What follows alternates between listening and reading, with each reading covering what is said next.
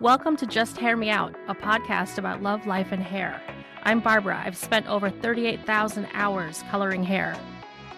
Hi, I'm Demetra, and I've spent over 1,000 weeks with scissors in my hands.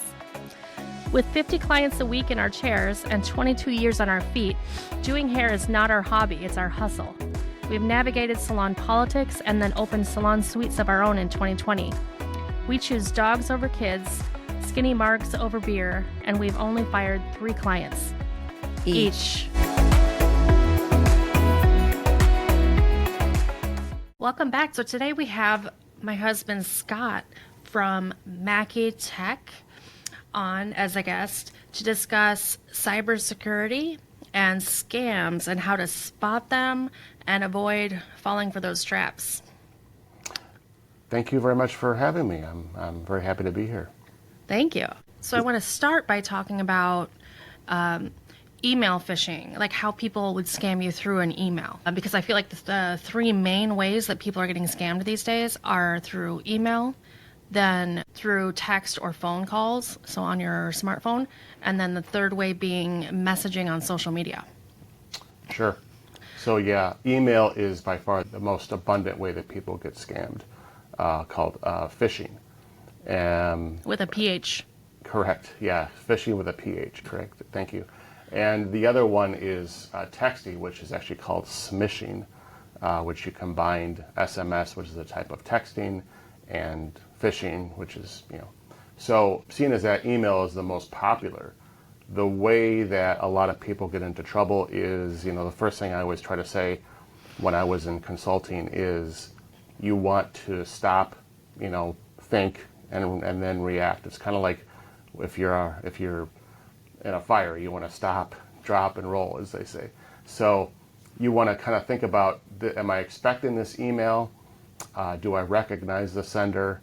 And there's a lot of different kind of indicators within the email that I'm kind of happy to get into. But long story short, if you're not expecting the email or if you don't recognize the sender, it's probably better just to delete it and avoid it altogether. Yes.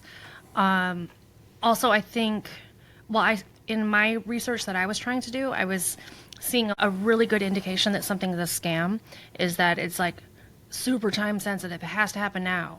And that is a big red flag. You need to, even if they say right now or this is happening, to if you're busy, put it off and look at it later, and so that you can analyze it. Because something I know in 2024 the scammers are really good at is they call it spoofing. So stealing images of logos and whatnot to pretend that they are emailing you from the IRS or from your city's website or from Amazon or Netflix. So anything that a lot of people would have. I've also personally seen some come through as like PayPal. And a lot of things where I know that a lot of people have accounts with, and some I don't even have accounts with, So I'm just like, it's very obvious to me that it's fake, but man, they look good. Yeah, they do. There are ones that, there's a couple different categories, but there are ones that look very professional, and then there are ones that are pretty obvious. The ones that are pretty obvious have a lot of emojis in them, a lot of explanation points. There's the spoofing, which you already mentioned, and then there's what's called spearfishing. And spearfishing is sort of the same thing, but what it'll do is it'll say, because my wife Barbara is a hair colorist, they might say, hey Barbara, you won a prize for being the best hair colorist in the county, or we have a new color line for you that you really might be interested in, click this link. So it's very specific, so they call it spear because it's specific to you, your profession, something, maybe a hobby, something you're good at, maybe where you live. And that's the ones you got to watch out for. So I know you had a colleague that was impacted by this. So it's very good.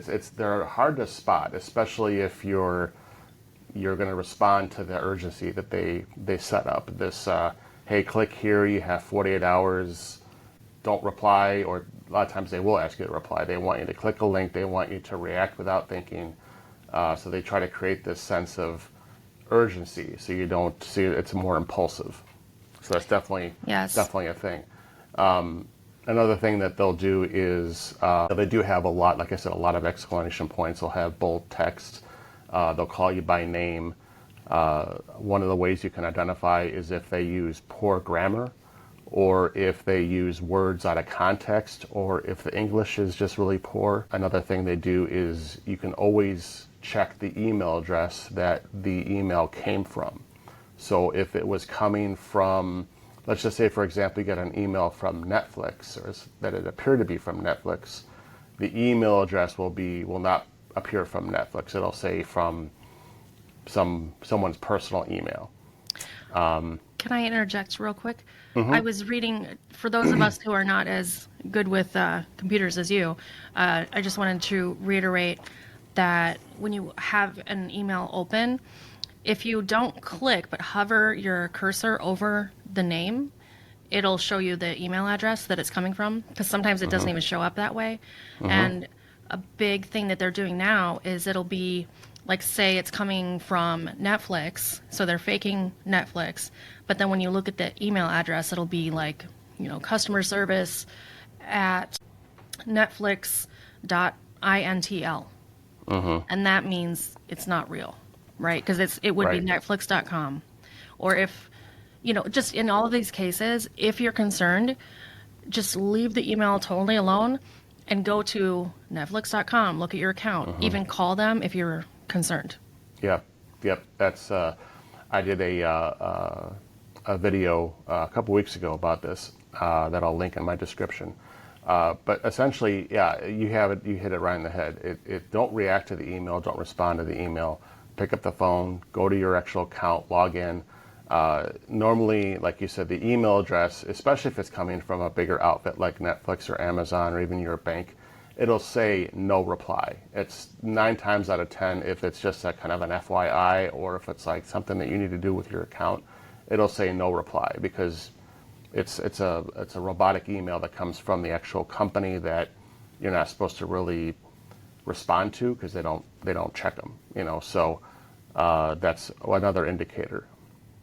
Yes. So you mentioned the scam that was going on that was like targeting people that I work with in my same building, because I'm in a salon suite, and so there's 20 plus different LLCs within the same big building, and so that scam was saying like, you're the number one new business in our town, and then for the small price of $100 or whatever, we'll send you a plaque. And what's crazy is you can send them that money. They'll send you a glass something or other that probably costs like $5, and keep the rest of your money, and you could never even know. Right. Yeah. But a lot of places wouldn't ask you to pay for your recognition. I mean, and if they do, do you really need it? Yeah. But I know that happened a lot in the town I work in, and also something new. So I lease from a company called Salon Lofts. That's where I have my salon suite. And basically, it's kind of like a corporation where when you work in that building, you have a business email that you probably use. You can choose not to. But it'll be like your first name, dot, your last name, at salonlofts.com. So when people know that, who are scammers, they will just, they can see your name. They know your email, even if it's not listed. And then we were all getting emails with all those Salon Lofts logos and information saying, this bill is past due to avoid more fines, And none of us actually, they don't bill that way at all. I mean, we have, I think it's a mandatory ACH. They have it set up where I don't think it's even an option to not have it automatically, your rent taken from your account as an automatic transfer. So anyway, it was a bad scam, but man, it looks pretty real. And when you first open it, you are like, what? Like, I actually thought, what are they doing? Like, what is this fresh hell? You're going to charge me for toilet paper now? Yeah, exactly. But it turns out, of course, it was fake.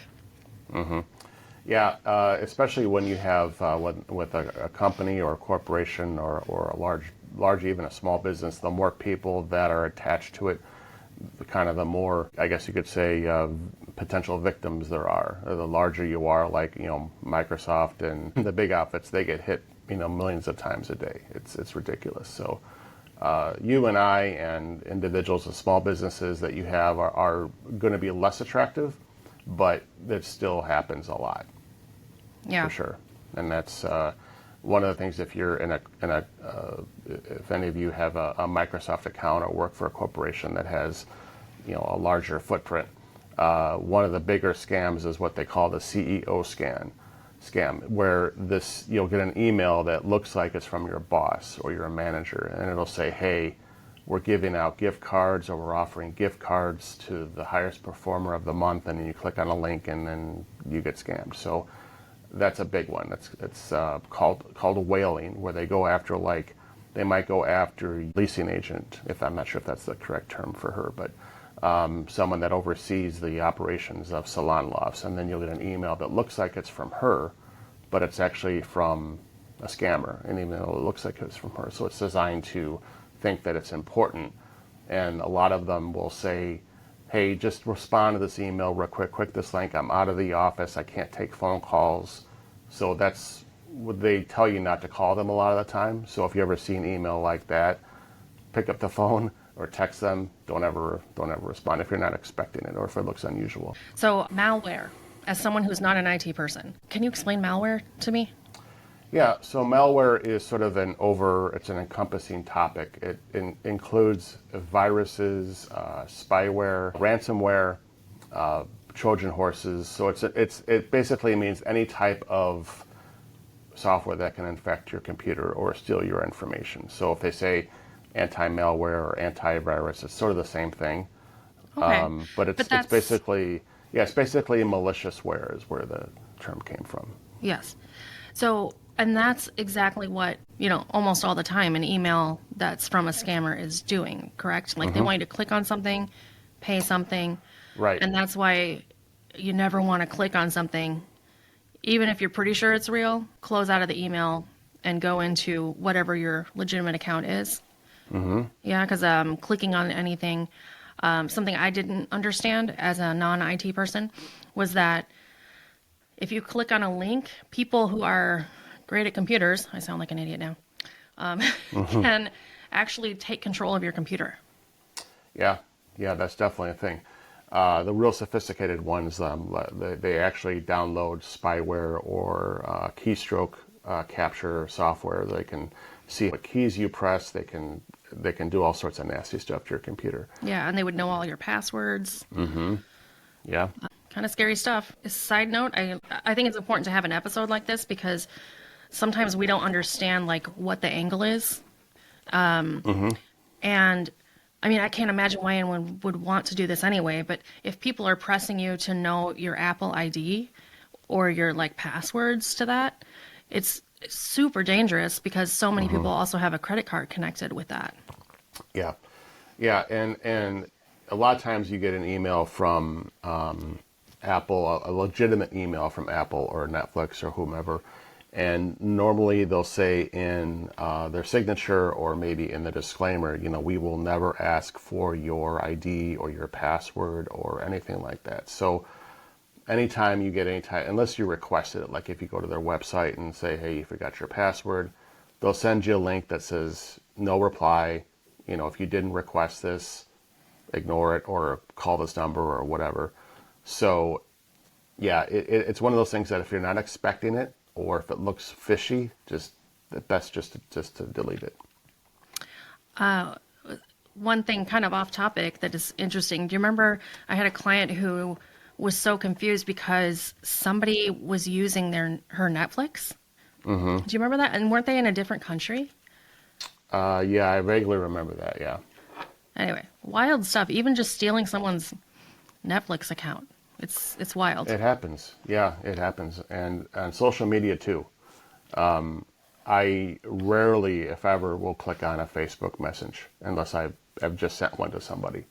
But anytime someone sends me a video or a link, I just don't bother. I don't even ask them. I just don't even bother with it because for all I know, they were hacked. And yeah. Facebook is, in my opinion, kind of a cesspool. But Well, now, like Facebook Messenger and Instagram Messenger are the same, correct? I mean, it's just called Messenger. yeah, it's the And same thing. that is, to me, the Wild West. You Yeah. have no idea. 9 times out of 10, it's fake. I got tricked, not badly enough to give my information, but I got tricked recently with somebody friend requesting me, and I thought, oh, I thought I was already friends with them, but okay. And it's, like a family friend who I don't talk to a lot. So I added her. Then she started messaging me, and I messaged her back saying personal things about, like, oh, how is your husband doing? I know he's been ill, blah, blah, blah. And they responded not even saying anything about him. And I knew it was fake. Yeah. But I was like, oh my gosh, because of course they took her picture, made a new profile, and acted like they were her. I'm probably doing that to everyone that she's connected to. Yeah. Yeah, It's that's wild. definitely very common. And the same thing with texting. It's the same thing. Barbara and I the other day were kind of comparing scam texts that we got. Sometimes they'll just say hi, or they'll say, hey, how are you? But they've gotten a little bit sketchier where they're like, hey, what time are we supposed to show up again? I forgot.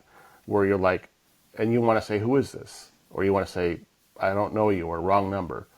And that's a lot of times that's what all they want you to do. Then they go ahead and they start sending you stuff, and you start, pictures and links and all this other stuff. And I've gotten to the point where if I don't recognize the number, I just block it. And if it's a recruiter or a job, oh well, call me. Don't, text messages Right. are a silly way to start a conversation or to conduct business if I haven't spoken to you before. Yeah.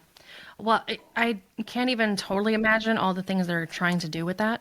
And I do feel like it's important to not even say no, wrong number, like we used to do when we were younger, Yeah. because and sometimes now we're kind of switching to the phone thing, but even picking up the number or responding, they know that someone is on the other end. And so they're just, the more information they have, they're just running with it.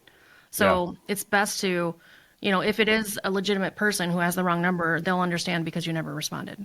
Yep.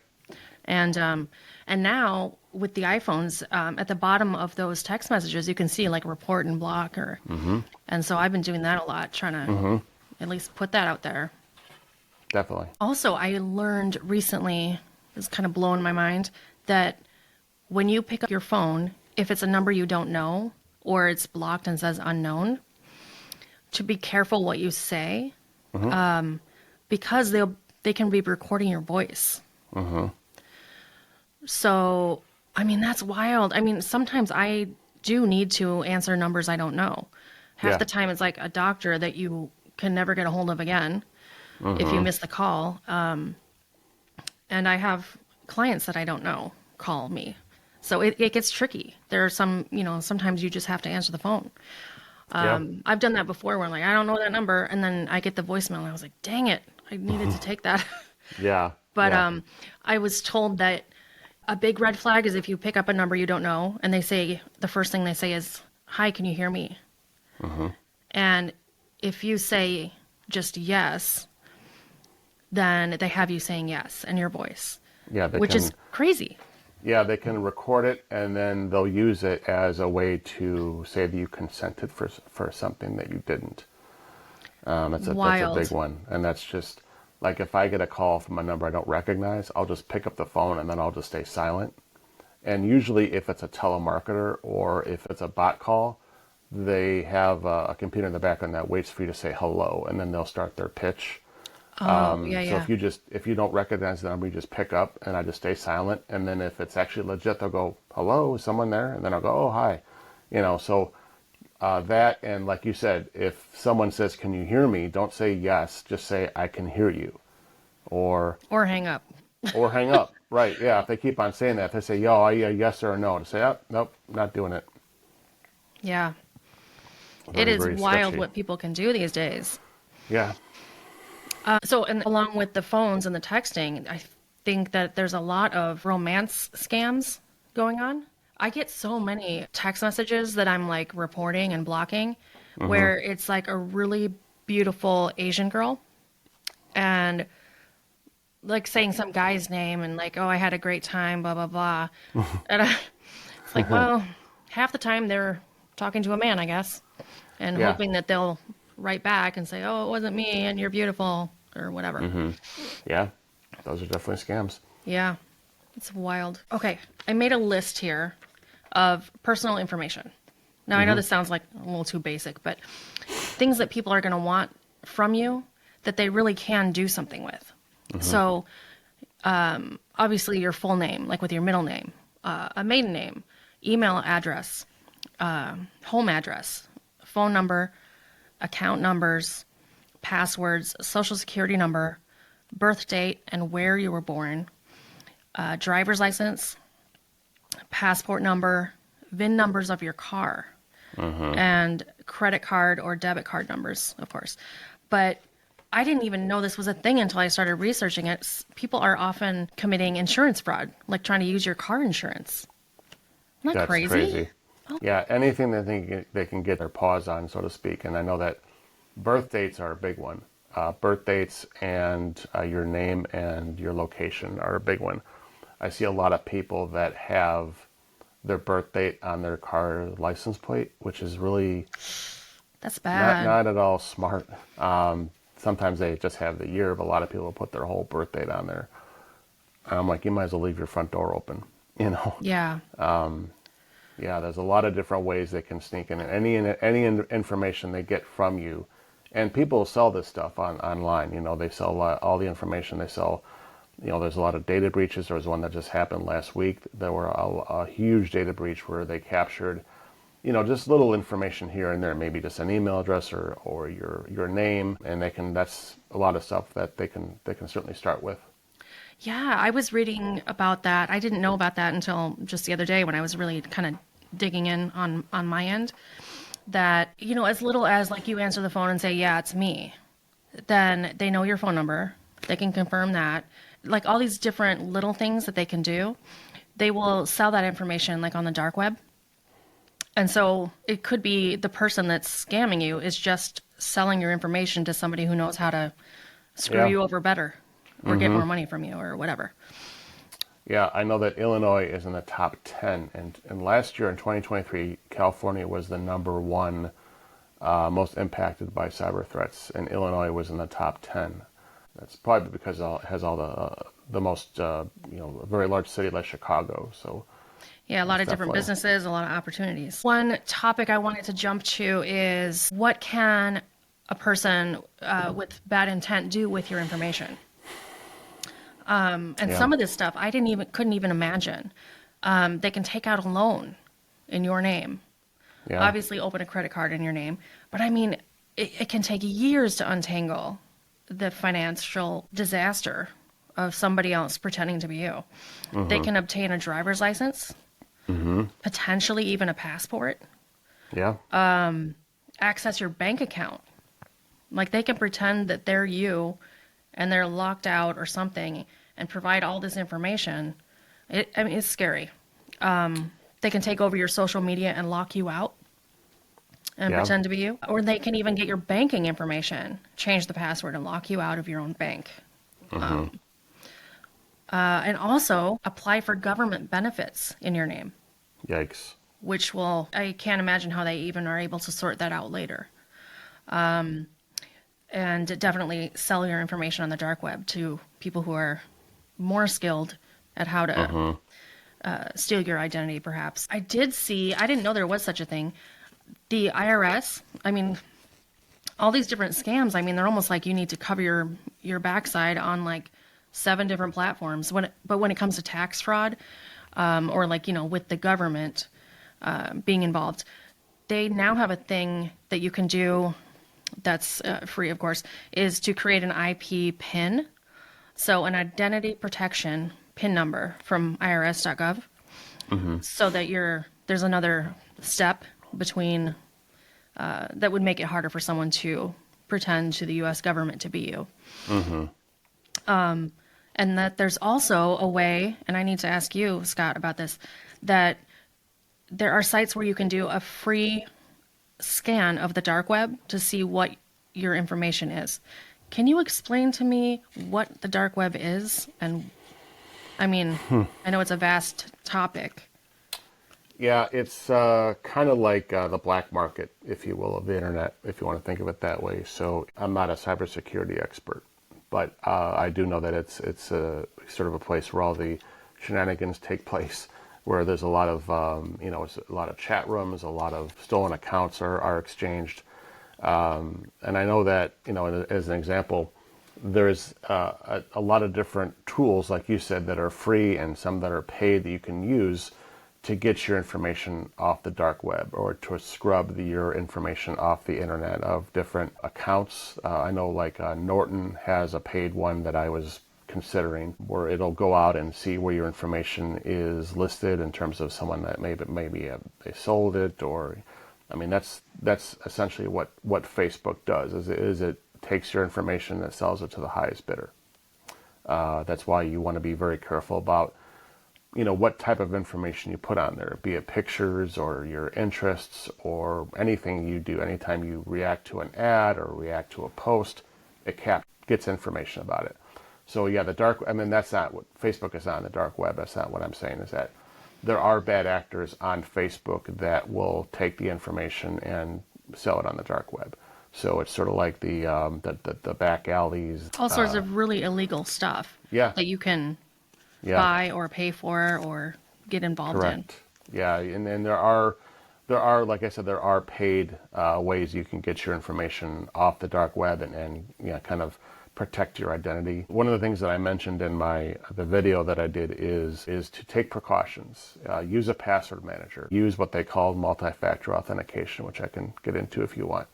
But just have, like as an example, if you're logging into your Gmail, have your Gmail send you a text to authenticate you. Have them send you an email, or your bank, when you log in, have them send you a message through your email so it knows that it's you.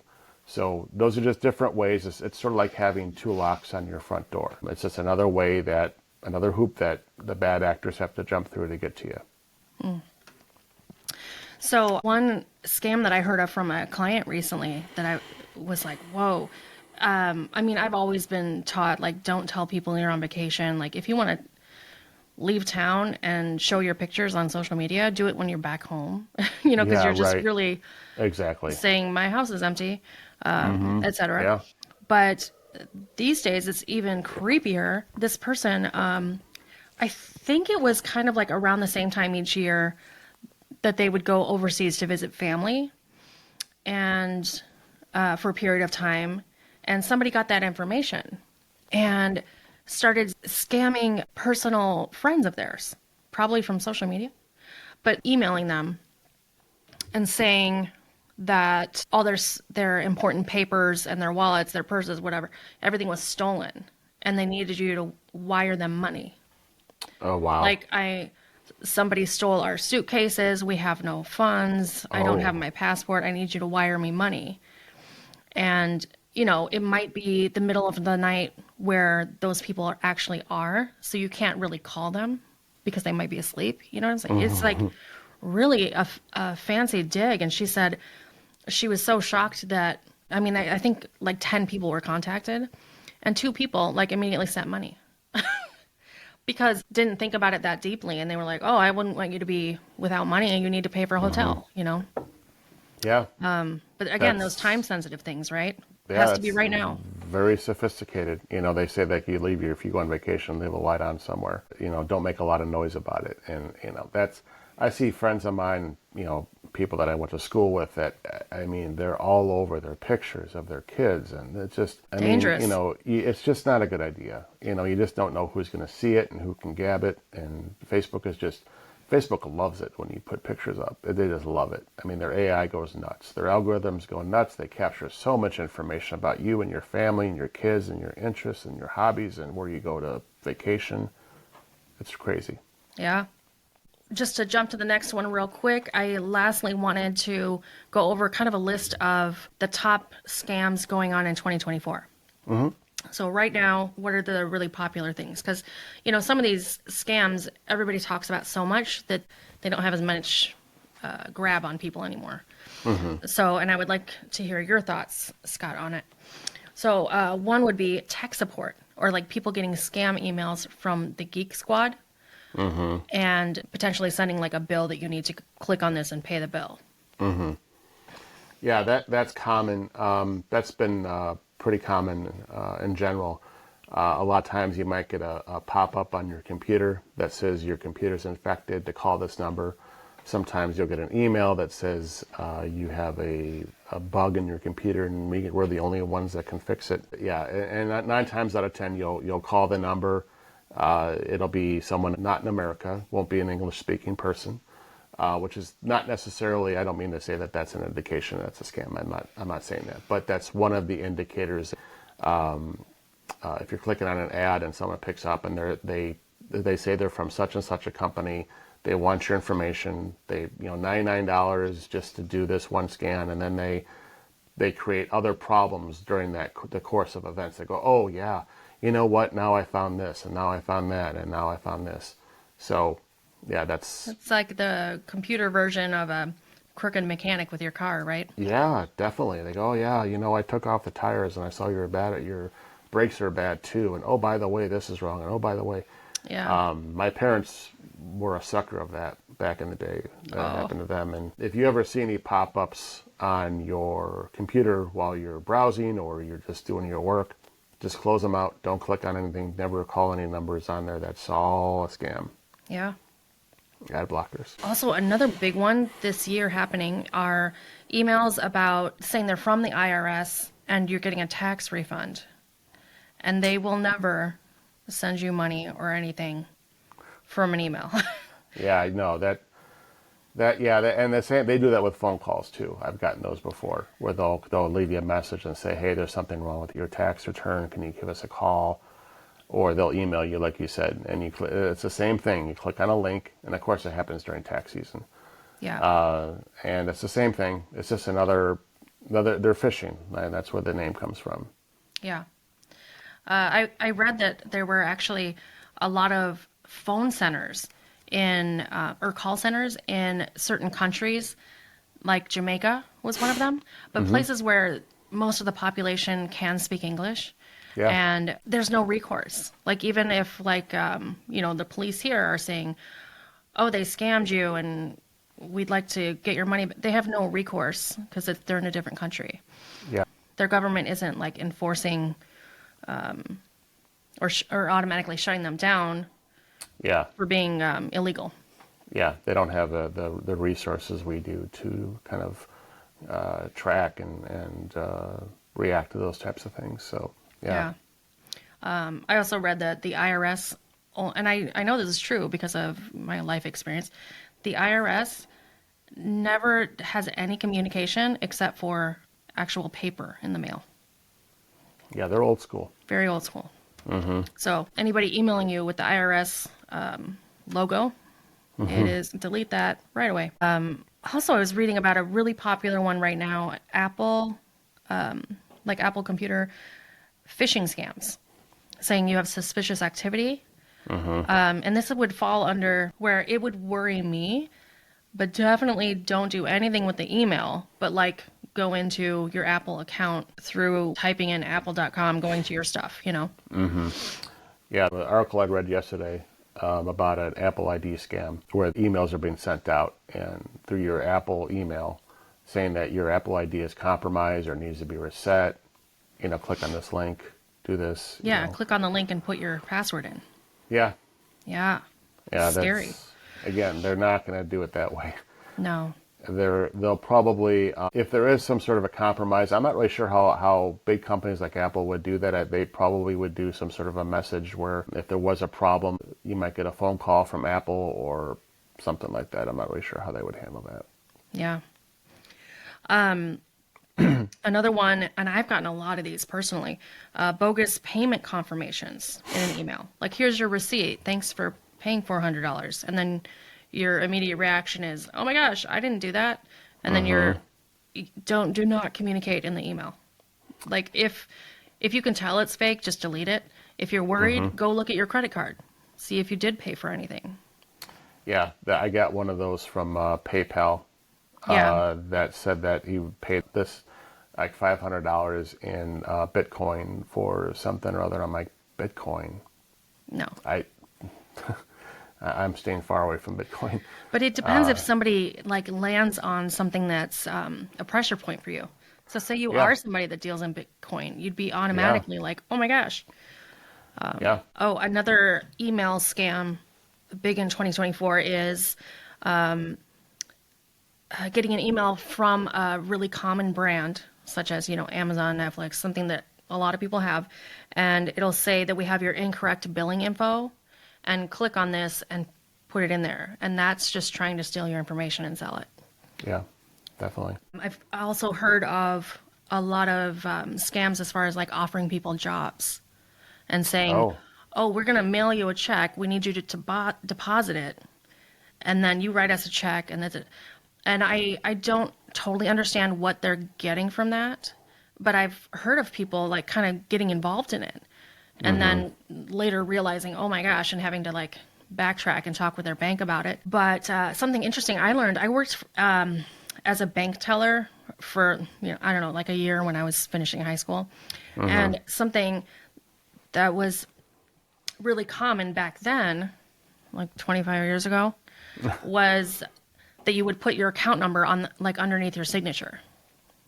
And oh, now because everything is so digital, I was told by a bank teller, and I was like, oh, I didn't really think about that. Never do that. Because whoever is, like, even if somebody mails you a check and you sign it, put your account number, then the person that sent you the check can see an image of your signature and the check. And so oh, they will have your bank account number. oh. So someone could potentially even send you money with the intention of trying to get your banking information.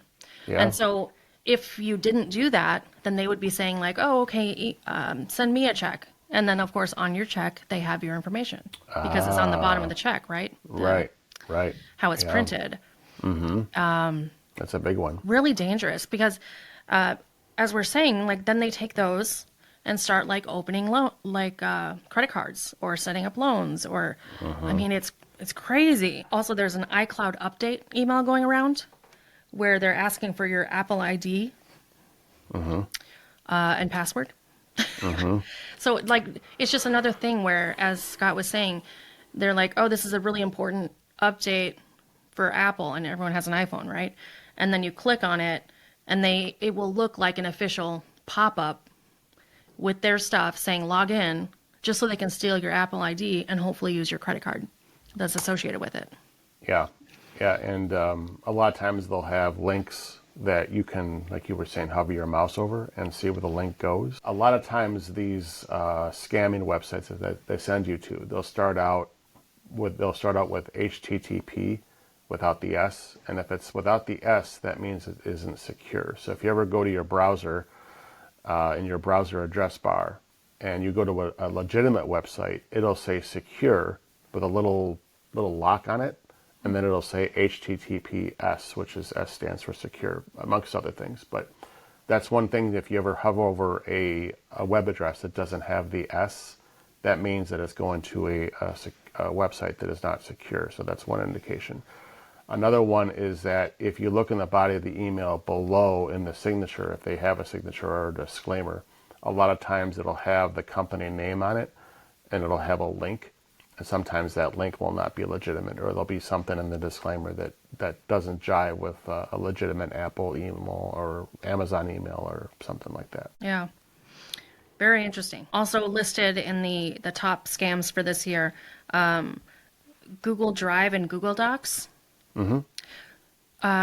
Maybe you can explain that to me better, but I'm thinking like bottom line is like there's an attachment and you definitely don't want to be clicking on that attachment. Yeah, so Google has they have a cloud backup they call it Google Drive that you can use on your mobile phone or your computer to back up documents, whatnot. And Google Docs is analogous to like Microsoft Word or whatnot. So you'll get an email that has a link that goes to a Google Drive, or it's supposed to. That's what it says, and it's just a link that goes to some repository that has a virus in it or a scam site of some sort. This one seems pretty bad, but from USPS, United States Postal Service, asking you to update your address. They won't ever do that. Yeah, it's interesting. I sent out a package a week or so ago, at the beginning of July actually, and a day later I got an email from someone that said, looked like it was USPS, and it says there was a problem with your package, and it had a link that I can click on to say, click here to update the address information, and I clicked on it. And because I was like, well, I just sent the package and I had the right date of like when it left. And then I clicked on the link, and then it asked me to enter a bunch of information. And then it asked for a credit card to put on file just in case there were any issues with shipping. And I was like, wait a minute, that doesn't make any sense. And then so if you ever get an email from USPS, go back to the original receipt you got and look at the tracking number and update it that way. Don't go through, like you said, USPS doesn't communicate that way. Yeah. So bottom line, don't do anything practically right through an email. Yeah. I mean, it's scary out there. Yeah. And keep in mind that anyone messaging you on social media, including LinkedIn, Yeah. 50-50, it's a scam. Yeah, Like, it LinkedIn could be, is definitely you have to becoming be a thing too. very selective and think before you even believe any of the information you're getting. It's crazy. Yeah, definitely. And if you get an invoice or a receipt or anything, to go right to the official website and look at your information that way, rather than believing anything in an email. Yeah, Yeah. definitely. And then I know, like, one big thing, if you have kind of fallen for something and given some information out, I don't know what the best recourse is. That's what gives me anxiety at night. But I know one big thing is to, like, through Intuit, you can do credit report monitoring. Like, you do need to, say you've given somebody information and then realize that they were not real. You might want to just keep watching your finances for, besides your credit card and what's being charged, to see if any accounts are being opened, like credit card, car loan, any sort of loan in your name. Because that's when you would have to start, having a part-time job of trying to protect yourself. It's scary. There are a lot of paid services you can do that will monitor your account numbers, your name, your address, your social, like you said, a credit report. You can put them in a sort of a monitor that will kind of watch for any type of suspicious activity that goes above and beyond what your bank would normally do. And it is usually a paid service. I know that there's a couple different companies that do that. I don't know them off the top of my head, but that's definitely probably worth the money if you're really, really worried about it. But like me, I'm always looking at my bank statement. Like every day, I'm just kind of weird about that. I go in just to see, make sure there's no, weird charges or whatever. So it's always good to be on top of stuff like that. Once I actually called my credit card company in an absolute panic, and I talked to someone who was like really nice and calm, and I said, there's this charge, I didn't do it, somebody's got my stuff, and he like dug into it, and it was just not at all transparent about what it was. Like, the name was wrong, and I didn't recognize the name on the charge, or like the company that was charging me, but it was something I ordered online.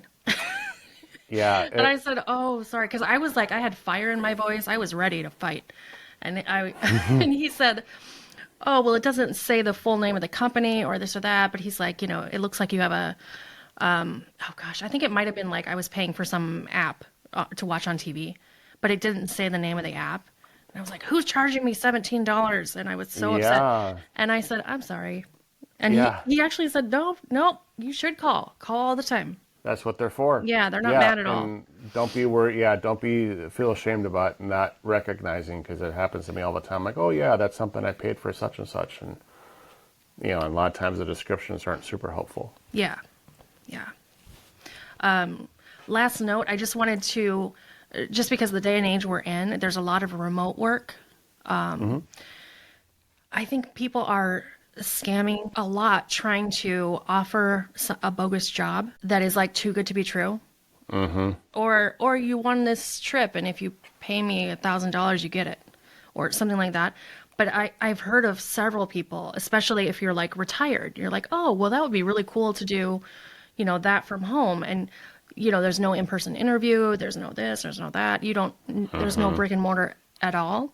Yeah. And then, if you think about it, when you are filling out paperwork to start a job, they're getting your social. They're trying to set you up to pay taxes, right? Yeah. They have so much information, and you're thinking, oh, this is my new employer. And that information is worth a lot. Yeah. That's, I'm not sure if this is the same thing as that, but I got an email from a recruiter a couple months ago, and he actually called me also. So I actually talked to him on the phone briefly, and he said, I'm going to go ahead. We talked a little bit about the position and the responsibilities and blah, blah, blah, blah, blah. And it sounded interesting. That wasn't like, a marriage made in heaven, but I was like, I'll look into it. I'm open. And so I was like, okay, well, I'm going to send you information about the salary, and just go ahead and when you get the email, respond and say, yes, that's okay. And I was like, you want me to respond to the email and say, yes, it's okay? I'm not following. He's like, yeah, just for our, our documentation. I said, I can tell you over the phone, if you want, but I'm not going to play games. And I said, if you need me to respond through email, that's, if you have an actual legitimate offer, you can send me an email with an attachment, and I'll fill it out and I'll review it. And if it looks okay, then I'll send it back. But I'm not just going to say, yes, go ahead and do that through email. That just sounded really out of place, in my opinion. Well, maybe yeah, it was and legit, a but really it bad just- way to try to scam somebody who's in IT. Yeah, and I called him. I said, I don't understand why you need me to say yes through the email. It doesn't make any sense. And I said, that's no. Well, a lot of good information here. Thank you so much, Scott, for being a guest on the podcast. You're welcome. My pleasure. Thank you for having me. And if anyone is wanting to check out Scott's other videos on his YouTube channel, it is Mackey Tech on YouTube. And I will put a link to that in the notes.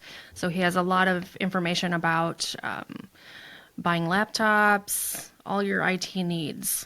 All right. Thanks so much. We'll see you later. Thank you. Bye-bye. If you enjoyed this episode and you'd like to help support the podcast, please subscribe or follow. And please leave a rating and review on Apple Podcasts or Spotify. Lastly, follow us on social media for clips of past and future episodes. All our accounts are listed in the show notes below. Thanks so much for listening.